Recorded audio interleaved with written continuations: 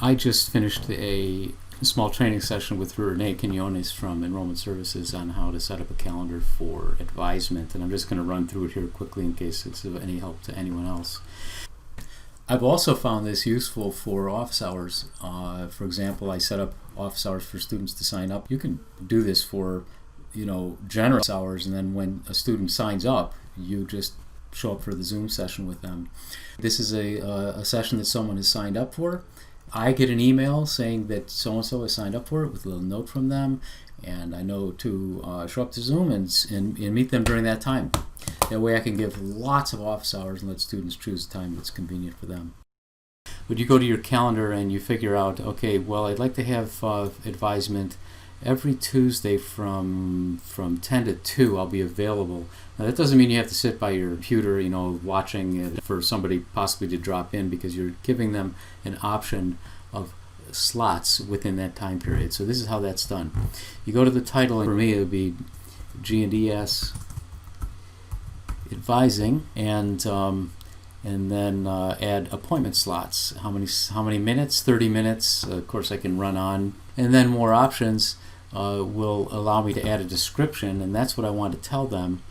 They will get this. They'll be able to type on this. I'll see it on my end for the particular slot they might sign up for. Add guests. I'd only put myself in here at this point, and students would appear there as they sign up, as long as you accept their proposed time slot. And so I want to repeat weekly on Tuesdays, but also I think I'll make it custom. It's going to end on August 22.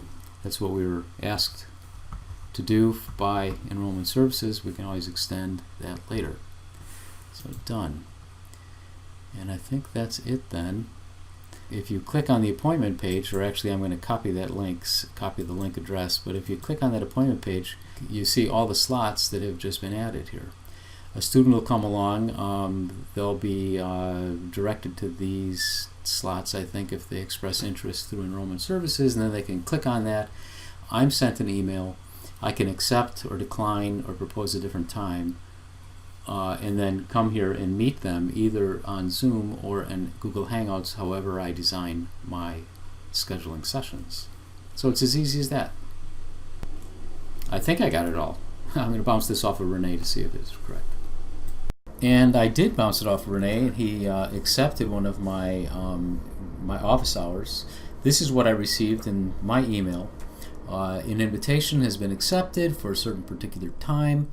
I see on my calendar where it fits at 10:30 a.m. I have office hours with Renee Quinones, and I can say yes, maybe no, and with more options I can propose a new time or what have you. So this is what a student would send you by clicking one of those links. It would be automatic. And if he had typed in something in the description of the calendar, I would see it here, so I could get a note from him directly. So very simple, very easy for students once you get it set up, and it's pretty easy to set up.